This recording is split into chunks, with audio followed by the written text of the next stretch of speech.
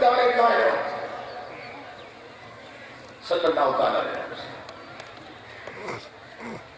آپ کے سبب سے ہر نعمت بنی اور بچی بھی حضور کے سکتے ہیں. وہ فرماتے ہیں بعض علماء نے لکھا ہے کہ یہ بات اپنی کر رہے ہیں لیکن اپنا نام نہیں کرتے. کہتے ہیں کہ دیکھ رہے تھے 100 بندہ بیٹھا 200 بندہ لقمے توڑ کے منہ میں کیسے لوگ کھانا کھا رہے ہیں. تو انہیں خیال آیا کہ یہ جو رزق کی نعمت ہے جو لوگوں کے منہ میں جا رہی ہے ذرا باطنی نظر سے روحانی نظر سے دیکھو تو صحیح کہ یہ لقمے کہاں سے آ رہے ہیں. وہ کہتے ہیں کہ باطنی نظر سے دیکھو اس بندے نے ہر شخص جو لقمے منہ میں ڈال رہا تھا اس کے ساتھ نور کے نہ باریک ریشے نظر آئے. باریک تارے کی ریشے کے دور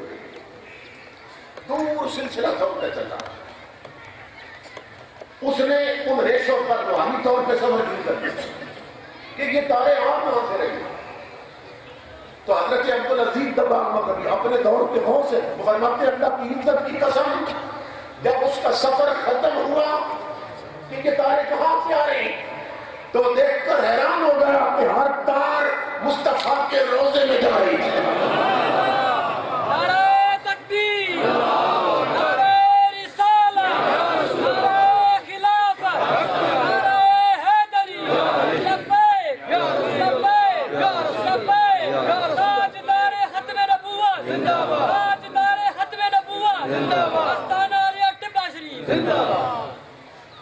کہتے ہیں باطنی نظر سے دیکھا تو ہر دان حضور کے گنبد خطر میں جا رہے. آنکھوں دیکھ کر یقین نصیب ہو گیا کہ کسی کے منہ میں اگر لقمہ جا رہا ہے وہ بھی مدینے والے کے صدقے میں جا رہا ہے کیونکہ ہر نعمت حضور کے صدقے اور فیض سے بچتے ہیں. تو ہمارے سینے میں جو ایمان ہے یہ بھی تاجدار کائنات کی نگاہ کا صدقہ ہے علیہ السلام کی. ہم نظر میں رہتے ہیں اس لیے ایمان ٹکا رہتا ہے. جس دن تاجدار کائنات نظر ہٹا لیں گے اس دن ایمان نکل جائے. یہ ایمان ٹکایا ہوا ہے نگاہ مصطفیٰ جیسی نہ ہو. لیکن سورج اپنی جگہ پہ چل رہا ہے لیکن کہاں کہاں اس کی روشنی جس کو دھوپ کہتے ہیں کہاں کہاں ہوتا ہے. لاکھوں میل دور ہے سورج لیکن اس کے فیض کا کوئی منکر ہے. کہاں تک فیض جا رہا ہے.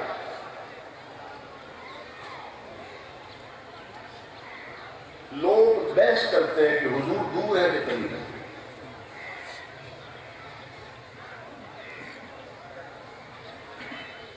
ہمارے علماء کہتے ہیں کہ حضور دور بھی ہے اور قریب بھی ہے. اور مولانا فضل خیر آبادی رحمۃ اللہ علیہ ان کی صاحبزادی نے تو انتہائی خوبصورت فیصلہ کیا. اب یہ عورت ہے عورت جوان لڑکی ہے مولانا فضل خیر آبادی رحمۃ اللہ علیہ مگر چوٹی کی عالمہ کوئی حافظ ہے. کاش اس دور کی بیٹیاں بھی اسی راستے پہ چلیں. تو وہ فرماتی ہیں کہ لوگ بحث کر رہے ہیں جھگڑے کر رہے ہیں کہ حضور دور ہے کہ قریب ہے. وہ فرماتی ہے جھگڑا مت کرو میں بتاتی ہوں دور ہے کہ قریب. کمال کر دی انہوں نے. فرماتی ہے خانہ یار کا کیا تم کو پتہ بتلاؤں. خانہ یار کا کیا تم کو پتہ بتلاؤں جیسا مشتاق ہو نزدیک بھی ہے دور بھی ہے. آپ کا شاعری کا چلو خانہ یار کا کیا تم کو پتہ بتلاؤں. جھگڑا نہ کرو دور ہے کہ قریب. فرماتے ہیں جیسا مشتاق ہو جیسا مشتاق ہو نزدیک بھی ہے دور بھی ہے. ابو جہل پڑوس میں ہو تو دور رہتا ہے. بلال حبشہ میں بھی ہو تو قریب رہتا ہے. ابو لہب محلے میں بھی ہو تو دور رہتا ہے. سہیب روم میں بھی ہو تو قریب رہتا ہے. سمجھ رہے محمد بن عبد الوہاب نجدی عرب میں ہو تو دور رہتا ہے. احمد رضا بریلی میں ہو تب بھی قریب رہتا ہے. جیسا مشتاق نزدیک بھی ہے دور بھی ہے۔ تو سورج دور بھی ہے اور قریب بھی ہے، لیکن سوال پیدا ہوتا ہے کہ ایک چیز یا تو دور ہو سکتی ہے یا قریب ہو سکتی ہے، دور بھی ہو اور قریب بھی ہو، یہ کیسے ممکن ہے؟ اس کے لیے مثال دی ہے صوفیاء نے، فرماتے ہیں سورج چمک رہا ہوگا، اس کے سامنے کالے رنگ کا پتھر بھی رکھ دو اور آئینہ بھی رکھ دو اس کے سامنے، جس کو شیشہ کہتے ہیں، دونوں سورج کے سامنے رکھے ہوئے ہیں، مگر پتھر کی طرف دیکھیں وہ جیسا تھا ویسا ہی ہے، لیکن آئینے کی طرف دیکھیں دونوں سورج کے سامنے، پتھر کی طرف دیکھیں جیسا رکھا تھا ویسے ہی ہے، جیسا اٹھایا تھا ویسے ہی، مگر آئینے کی طرف دیکھو تو وہ سورج جو کروڑوں میل دور چمک رہا ہے وہ اس کے اندر سے جھلک بھی رہا ہے، اس کے اندر سے جھلک رہا ہے، جو روشنی ادھر ہے وہ ادھر بھی ہے، جو چمک ادھر ہے وہ آئینے کے اندر بھی ہے، جو جلوہ وہاں ہے وہ یہاں بھی دکھائی دے رہا۔ تو بزرگ کہتے ہیں جھگڑا نہ کرو، جو کہے نہ دور ہے وہ بھی ٹھیک کہہ رہا ہے، جو کہتا ہے کہ سینے میں رہتے ہیں حضور وہ بھی ٹھیک کہہ رہا ہے، کیوں کہ جن کے دل پتھر ہیں ان سے دور رہتے ہیں، جن کے آئینہ ہیں ان کے سینوں میں رہتے ہیں۔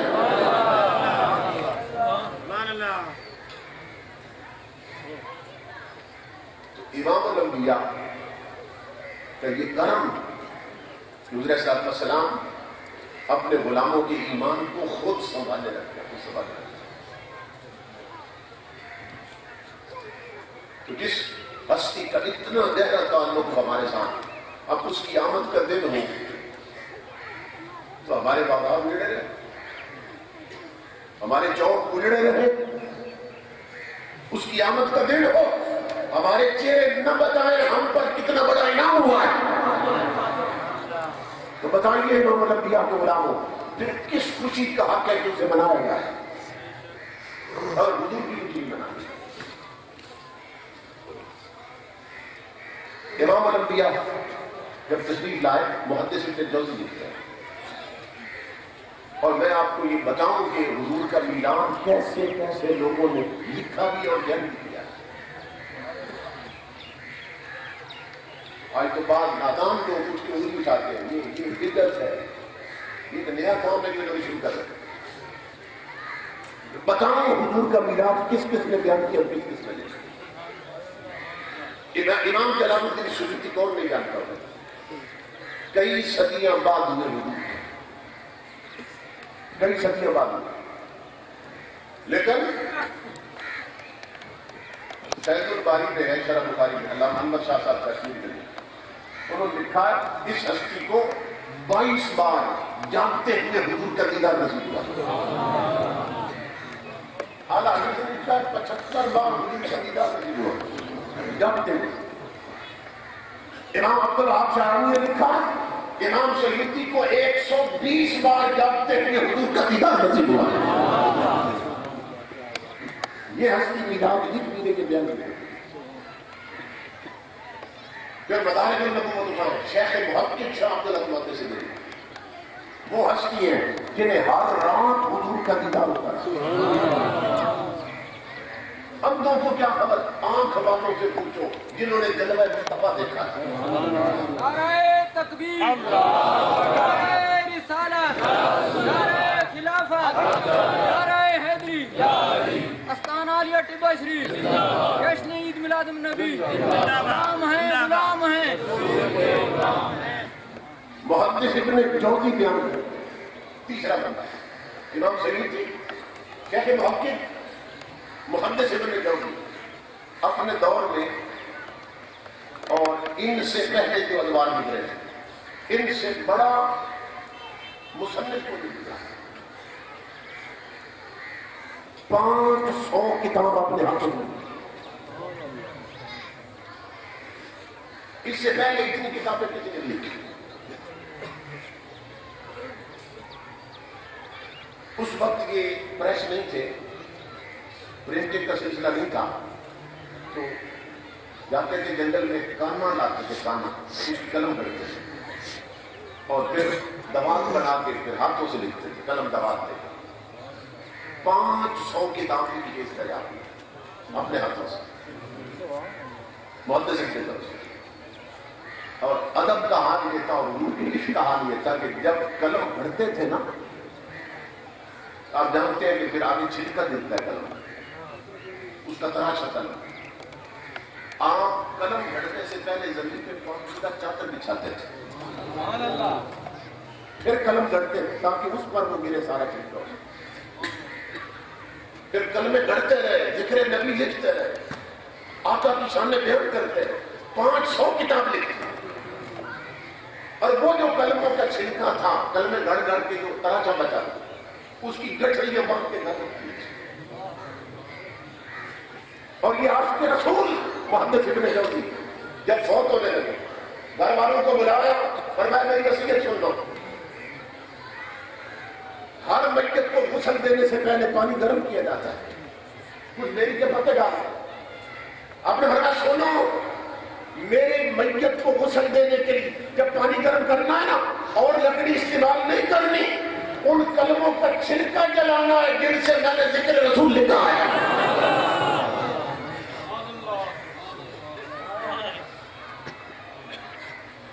محدثین لکھتے ہیں کہ آپ فوت ہو گئے تو پھر 3 گٹھڑیاں پڑی تھی، صرف 1 گٹھڑی جلائی تو پانی گرم ہو گیا، 2 ابھی باقی بچ گئی۔ آپ تصور کریں اتنی کلمیں گئی تھی اور بے دکھا دکھا ایسے ایسے حضور کے دیوار ہوئے۔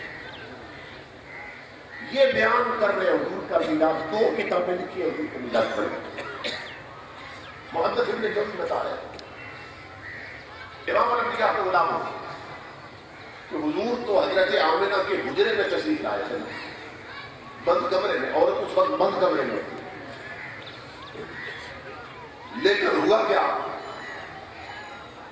جنگل میں جو جانور تھے، فرت، امام جوزی لکھتے ہیں فرت وحوش المشرق الى المغرب والمغرب الى المشرق، کہ جنگل کے جانور خوشی سے اچھلنے لگ گئے، کودنے لگ گئے، اور جو تھے نا مغرب کی طرف وہ دوڑے خوشی کے ساتھ مشرق کی طرف، جو مشرق میں تھے وہ ادھر دوڑے، یہ ادھر کے ادھر دوڑے، ادھر کے ادھر دوڑے، اور جانور آپس میں ملے ایک دوسرے، اچھلتے کودتے ملے، اور یہ بشر بعضهم بعضا، جانور ایک دوسرے کو خوشخبری دے رہے تھے، اور مبارک ہو محمد عربی آ گئے،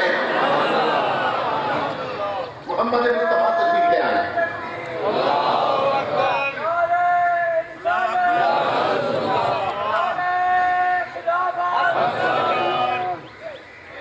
مہربانی آپ سے گزارش ہے، یہ نعرے آپ توجہ سے حضرت کی بات سنیں، نعروں سے تھوڑا سا کریں تاکہ اخلال پڑتا ہے تھوڑا سا، یہ باز موقع ملتا ہے، یہ موقع لگے اس سے نظر آئیے جذبات زندہ رہتے، یہ موقع لگے۔ امام الانبیاء کے غلام تو جانور مبارکے دے اور بشارت دے، یبشر بعضهم بعضا یخبر بعضهم بعضا نہیں، کہ خبر دے رہے تھے جانور کہ حضور آ گئے، نہیں، یبشر بشارت دے رہے تھے، کیونکہ یہ دونوں عربی کے لفظ ہیں، خبر بھی اور بشارت بھی، لیکن فرق کیا ہے کہ خبر کے لیے ضروری نہیں ہوتا کہ جس کو 2 منہ کچھ ہو جائے، لیکن بشارت کے لیے ضروری ہے جس کو 2 منہ کچھ ہو جائے۔ تو جانوروں کو خبر نہیں دے رہے تھے کہ حضور آ گئے، خوشخبری دے رہے تھے کہ حضور آ گئے۔ اچھا خوشخبری کیوں دے رہے تھے کہ حضور آ گئے؟ تاجدار کائنات کے علماء، سبب یہ تھا کہ جانوروں کے لیے اپنے دکھ تھے، اپنی پریشانیاں تھیں، مگر ان کی کوئی بولی سمجھتا تو ان کے دکھ بڑھتا، تو جانور اس لیے اچھلے میلاد مصطفیٰ کر کہ تمہیں مبارک ہو، تمہاری سننے والا بھی تشریف لے آیا ہے، تمہاری بولیاں سمجھنے والا بھی آیا ہے، تمہارے دکھ بانٹنے والا بھی تشریف لایا ہے۔ تو بتائیے کہ لوگ ہمیں تانا دیتے ہیں یہ میلاد تم ہر جگہ بنا رہے ہو، تشہیر کرتے ہو اور ایڈورٹائزمنٹ کرتے ہو، تو یہ بتائیے کہ مکہ کے جنگلوں میں دور تو کمرے میں آئے تھے، ولادت تو کمرے میں، مکہ کے جنگلوں میں جا کر جانوروں کو ہم سنیوں نے بتایا تھا تو ہندو آ گئے.